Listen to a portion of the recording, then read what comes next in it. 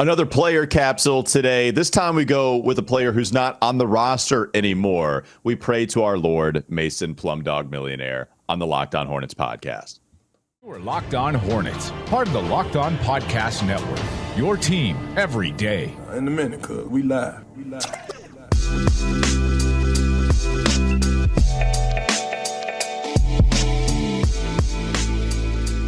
It's Locked On Hornets, part of the Locked On Podcast Network. It's your team every day. Thanks for making us your first listen. We're free and available anywhere you get your pods, and that includes YouTube. That's Doug Branson. Find a substack, Every Hornets Boxscore, on everyhornetsboxscore.com, and you can listen to me every weekday on WFNZ, Sports Radio 92.7 FM from 12 to 3 p.m. I thought about doing it, Doug. I just decided that I wasn't to go for the Mason Plumlee t-shirt, and really it was because I couldn't find it within a minute's worth of time. So I thought about it, looked for it. Did you trade it away?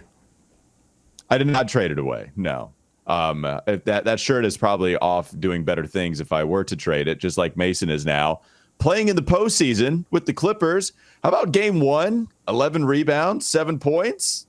I mean, Mason 3 for 3 from the field. Yeah, man. Mason is out there playing very well. And it's because he was playing well here that he was able to get anything in return for the Hornets after they decided to trade him. Mason Plumlee, our player capsule for today. If you look at what he did strictly with Charlotte just this season, pulling up his overall season stats right now, he played 56 games, averaged over 12 points per contest. That's the most he ever has in any other year in the NBA. He's 32 years old. So this was his real breakout season. Over 12 points per game. He shot 67% from the field this year, Doug, and then he goes over to the Clippers, and then he shoots almost 73%. The field goal percentage is absolutely bananas. Yes, even with him doing reverse dunks and lots of dunks overall, the free throw percentage, it actually went up a ton, considering he shot 39% 2 years ago. This past season, he brought it all the way up to 60. Laugh if you want, 60, totally reasonable. I will take the left-handed J. And by the way, in 23 games played with the Clippers, Doug, he's shooting 77% from the free throw line. Now we're just approaching good. Now it's not good for what he used to do. Now we're just approaching good. 9.7 rebounds. That was a career high for him with Charlotte. I mean, I joke, I laugh, I kid, but not even really. This was a breakout year for 32-year-old Mason Plumlee, who now plays for a postseason team and is getting minutes there.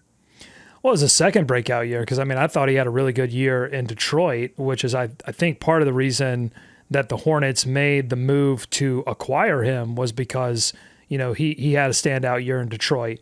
And let us not forget that Mason Plumlee not only gave us, I think, a lot of at least entertaining moments throughout his 2 seasons here. He also got us the draft rights to JT Thor. And all the Hornets sent away in that trade were the draft rights of Balsa Koprivica. And if you haven't heard of that name, that's also important. Balsa important. So we can't forget that. We can't. No, you can't. So, but Mason Plumlee is in the right role in LA.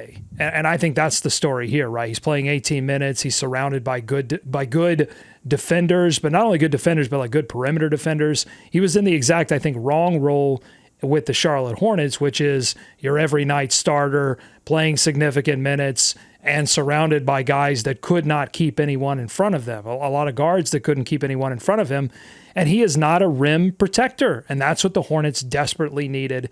And so that's why even through the point Plumlee moments where he was taking it in transition and dunking it himself after stealing the basketball, through all of the reverse dunks and the left-handed jump shots from the mid-range that left benches across the NBA befuddled, through all of that, and the passing. He was like, I said it, and I don't even think it's that ridiculous. I thought he was one of the best passing bigs in the league up until that point because he was dishing and diming to everyone. Through all of that, you still couldn't enjoy it because you knew that the Hornets didn't need all of the things that Mason was providing. So I'm happy that the team that he got traded to is in the postseason, that he's getting to enjoy it. Because here's the thing about Mason. He works hard. He shows up for the most part. He's available. He changed his game completely to try to, shoot better from the free throw line. Not a lot of guys would be willing to do that. Right. He never, he always tried to fit in and do the things that were asked of him. Maybe sometimes he tried to do a little too much, but, generally a good pro. And so, salute to Mason Plumlee and his time here in Charlotte. Yeah. Look, Mason was not someone that I was thrilled with 2 years ago. This past season clearly improved. Defensively, it's not like he was awesome, but he had also been a little bit better this past year. And he got him again. The fact that he was valued on the trade market, he got everything that we asked for, right? We wanted a second round pick. So he became tradable. All you could ever ask for, because again, he wasn't going to suddenly become everything that the Hornets needed at the center position. Mason Plumlee, unfortunately, became the avatar of the failures of this front office to provide an NBA caliber center rotation. The Hornets would have been great if Mason Plumlee was their backup center, giving them 17 minutes a night and 11 rebounds and some good passing off the bench.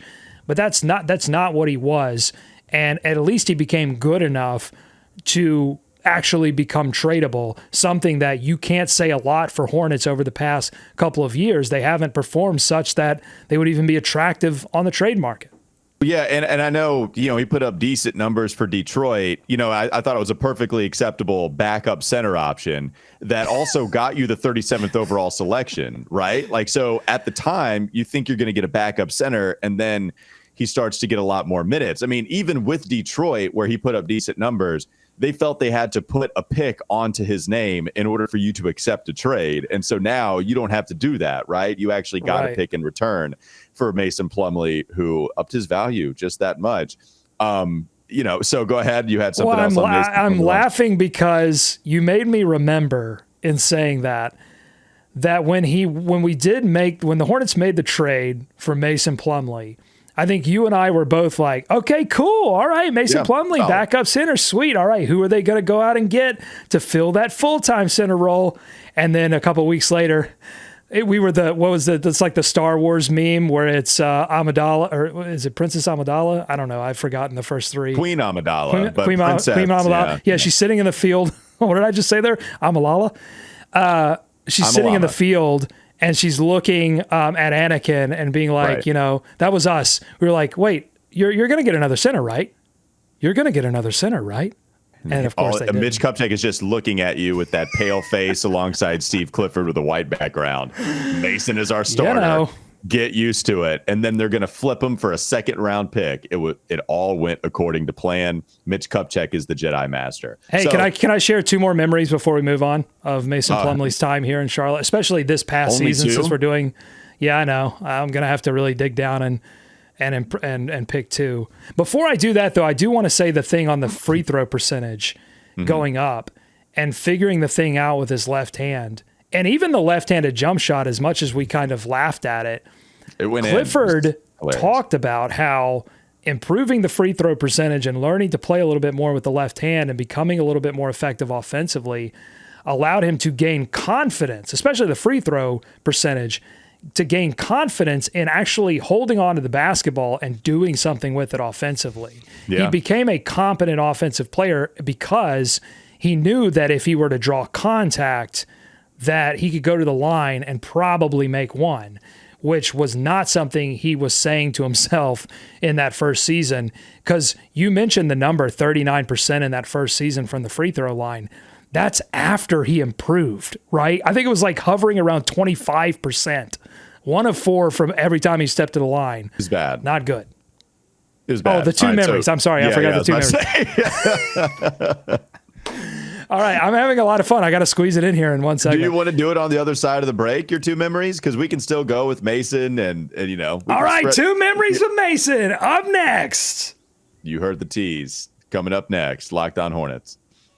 Don't go to sleep on the Hornets just yet. Mason memories, and I also do want to talk about what it did for other players on the court. The fact that Mason Plumlee was traded, so we'll get to that in just a moment. This episode, it's brought to you by Nissan Ariya. Nissan's most electric player of the week is brought to you by the all-new, the all-electric 2023 Nissan Ariya. Who might that player be, you ask? We're talking about him, Mason Plumlee. Yeah. I don't just know Mason's stats at the top of my head for no reason in what he did in game 1. I had this planned the entire time. Forget about game 2 where he only scored 2 points. We're going all the way back to game number 1 because it is still technically a part of the week. He had those 7 points. He had 11 total rebounds. He hit his only free throw attempt. He went 3 of 3 from the field. Mason Plumlee, your electric player of the week. And so you feel free to match any of these qualities to Mason that you want to. I would describe him as fiercely elegant. I would describe him as brilliantly fierce, elegantly powerful, stunningly powerful, definitely stunning in every sense of the word. The 2023 Nissan Ariya packs pin you to your seat power and premium intelligence all in one electric vehicle. The all-new, all-electric 2023 Nissan Ariya, the EV for people who love to drive. Shop now at nissanusa.com. Mason Memories coming up next. Locked on Hornets. Is Locked on Hornets. Adam Silver had Ahmad Rashad up on stage, and he used his phone to body scan Ahmad Rashad, and then they inserted a digital version of Ahmad Rashad into the highlight. And so I'm looking at this and going, just fix my league pass. I don't want to be in a highlight. I would just like to actually watch the highlight without my application logging me out, freezing, dropping all of the time. Fix my league pass before you insert me in the game, please and thank you. It's time for more of the Locked on Hornets podcast.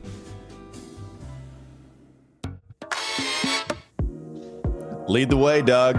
You wanted to talk about 2 other things regarding Mason Plumlee, and then we got lost in his free throw percentage. So what were the 2 memories that you wanted to share? Well, the first one was in a game against the Philadelphia 76ers. This was game number 15 for the Charlotte Hornets. So, you're a little bit into the season at that point. But they went up against a former Hornets role player in Montrezl Harrell. And Mason Plumlee took a hook shot at one point, and a left-handed hook shot, I believe. And Montrezl Harrell yelled at the top of his lungs. This was a home game, so it was a little quiet. At the top of his lungs, he yelled, "Hell no!" That is a great one. Montrez. Yeah, that's a little friendly fire because they played on the same team. All right, what's your next one? Well, the other one is, this is one I'll never forget, is the Hornets losing game after game. They were mired in horrible injury luck. And then there the team was on Twitter featuring a picture of Mason Plumlee with the biggest grin on his face after he had gotten a double-double in this Domino's double-double pizza deal tweet. And he was just staring into my soul, exposing me, exposing the entire Hornets debacle as a fraud. He wasn't a fraud, but the whole thing was a fraud. And it just killed my soul. Yeah, I remember you texting me that picture saying we'll always have Mason Plumlee to remember. It's burned into my skull. It was just taunting me because, again, the Hornets were losing game after game, but they had no choice but to feature the double-double of Mason Plumlee. But to me, that speaks to, again, Mason Plumlee went out there and, I can't imagine what the Hornets would have looked like without Mason Plumlee at certain points. It would have been even worse. Maybe they would have had the worst record in the NBA had Mason Plumlee not been out there. So maybe that's an argument for the Tankanistas. But I think we should mention, too, that just his availability in a weird way, and I don't know that a ton of people would agree with this, because I think a lot of people that listen to the show wanted to see Mark Williams earlier. But I would argue that Mark Williams played at the exact right time, that everything worked out exactly as it should for Mark Williams, and he needed that time to get seasoned, to get ready, and it allowed him to explode out of the gates like he did. And you don't get that if Mason Plumlee gets injured or even gets slightly injured and decides not to play, because then you've got to call him up a little bit early at that point. But just how available Mason Plumlee is, I'm sure that frustrated a lot of fans, but I think it was probably good for Mark Williams in the long term. Well, and look, this is what I wanted to discuss, because Mason Plumlee, the trade of him to the Clippers, it opened up playing time for Mark Williams, where he was averaging. He was a part of the rotation December 26th, right after Christmas Day. He was averaging about 16 minutes per game, something to that tune. And then when Mason Plumlee was traded, that was on February 8th, was Mason's last game with Charlotte. Right after that, Mark Williams, he played 18 games because remember, he did have that injury right towards the end of the season. But Mark went from 16 to close to 27 minutes per game. He averaged close to 12 per game, close to 10 rebounds, right? So that's what Mark was able to do. But also, because you traded Mason, Mark had gotten to backup center status, and that opened just outright playing time for Nick Richards, who eventually got paid. He eventually got a $15 million total deal with 3 years, right? And so I wonder if that contract happens, if they don't trade Mason Plumlee to the Clippers because of what they had seen early on in the season. Because, Mark passes Nick Richards, and Richards really the last time that he was getting any run, it was right there when Mark took over December 26th. Nick's last game was December 23rd, would appear every now and then boom, enters the rotation again. So, I mean, Nick Richards might have gotten a contract from that, and we all feel great about Mark Williams because of that open run that they got. Yeah, absolutely. Both of them played well. Kai Jones as well, JT Thor, other big guys. It was certainly a logjam. All right, you sent me the Scott Fowler interview with George Shinn, the previous owner, or I should say the owner of the Charlotte Hornets way back when they eventually decided that they were going to go to New Orleans. Did you want to do the George Shinn interview topic now, or did you want to save that for the third segment? No, let's dig in. I think we got time here to settle into some Shinn talk. Obviously, I've got a lot of feelings about George Shinn. I think, he was partly responsible, maybe wholly responsible for stealing part of my childhood, making me cry when the Hornets left for New Orleans. He gets an interview here with Scott Fowler of the Charlotte Observer. It's an interesting time to interview George Shinn, an owner that I think the city of Charlotte and fans soured on very quickly, in a moment in which the current owner, Michael Jordan, is in talks to sell a majority stake in the team. And I think it's fair to say that fans, not all fans, not in the same way that it happened with George Shinn, because there was trial and sexual assault allegations and all this stuff that was surrounding that. But I think fans have, in a different way, have soured on the front office and the management of this team under the direction of Michael Jordan. So it's an interesting time to do this interview. George, for his part in the interview, seems to be trying to shuffle some of the blame for why it all went wrong onto, interestingly, a guy, Ray Wooldridge, who bought a minority stake in the team in 1999. So here's the quote. First, Scott Fowler asked, Charlotte voters rejected a referendum to build a new Uptown arena in 2001. That arena was eventually built anyway, but not until after you moved the Hornets to New Orleans. Did you lose that referendum partly because people in Charlotte had lost confidence in you after the trial? Scott referring to the trial that involved a sexual encounter with Leslie Price at his home. He was eventually, I believe, acquitted in that trial. George said, if people didn't like me anymore, I don't know. I brought in a partner, Ray Wooldridge, at the time, and that was probably a mistake. There were some other cities that would have been a lot better than New Orleans to move the Hornets to, but my partner wanted to go to New Orleans. He had worked out a side deal. Wooldridge had about 35% of the team and was really instrumental in moving the team to New Orleans.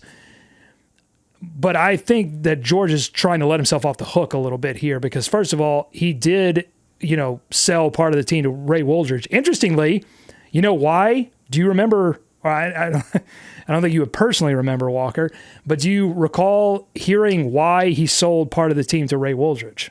No. I mean, I was, I guess, 9-10 years old when it was happening, but no, I don't remember. You weren't on top of the news. Okay. Well, no. I'll fill you in. Watching Rugrats. So 1999, that was around the time that old Michael Jordan was hanging it up. And he was pecking around some different franchises, figuring out where he could fit in. And so naturally, he went back to his home state, started, picking up some conversations with George Shinn about getting, now, according to Shinn at the time, and there will be probably different opinions on how this all went down, but according to Shinn at the time, Michael wanted more than a minority stake. He wanted maybe even like a 50-50 stake, but he definitely wanted to have some say in basketball decisions. He wanted to not only own part of the team, he wanted say in the basketball decisions with the general manager. And Shinn was not willing to do that. Negotiations broke down, and he ultimately sold to Ray Wooldridge. I think it's pretty.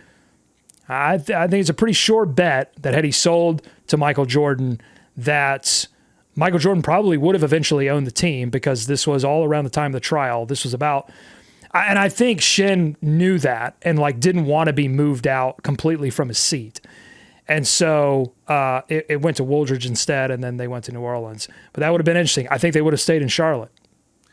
Yeah, there's a couple of other interesting comments from him. Maybe we can get to some of that on the other side. But it's kind of a weird interview. I don't know if you got that because, so Scott Fowler of the Charlotte Observer, longtime columnist, he's been doing this new series really within the last, I think, year's worth of time. Carolina Legends. He's been doing sports podcasts that also have been in written form, a part of the Observer. He's interviewed Steph Curry, interviewed Roy Williams, plenty of different legends in Carolina. I don't know if George Shinn would be that, right? I don't know if he's a legend here, but there is certainly a story, and it's quite interesting if you want to go check it out on the Charlotte Observer. Do you want to move on? There's some PR washing here that's happening. I don't know why it's happening, but it's happening. I have complicated feelings about George Shinn. Maybe we can get to that on the other side. I have some, because I am very upset for how everything went down, but I have complicated feelings when it comes to George Shinn. All right, we're going to get to those coming up next on the Locked On Hornets podcast. Don't go to sleep on the Hornets just yet.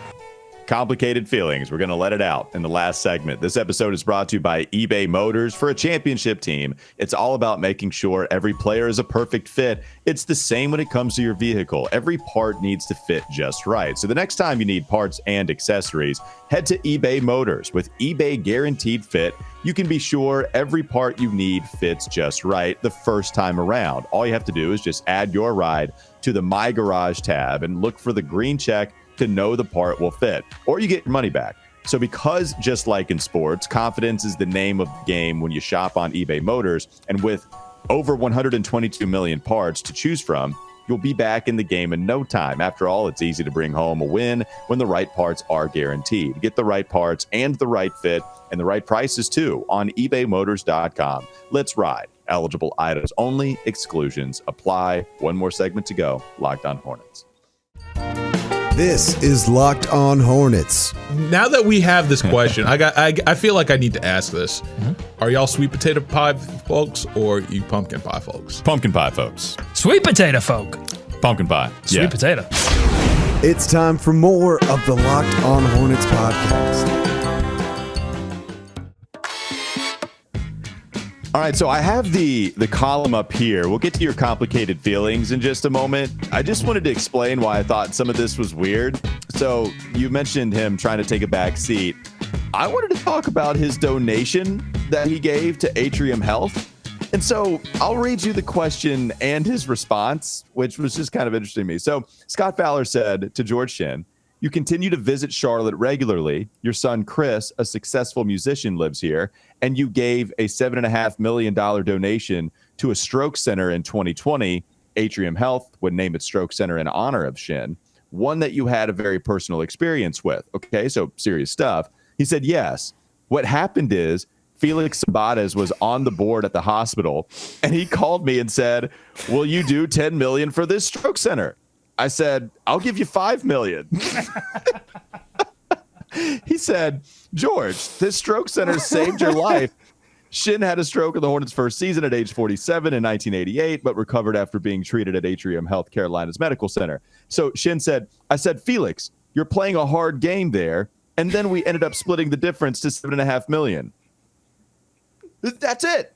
Like, that's it. So Scott Fowler, in a way where Shinn could have looked like a hero, all you had to do was just say, I wanted to donate $7.5 million. They meant a lot to me, yada, yada. Like, he goes into how he could have donated more. And it was I don't know, man, like just a weird answer where Felix is the one probing him to try to give more than $5 million because it helped save his life. And I don't know, just a weird exchange. What are you doing? Well, it's all about the haggle. I mean, George Shinn, he comes out of the car dealership ownership, world.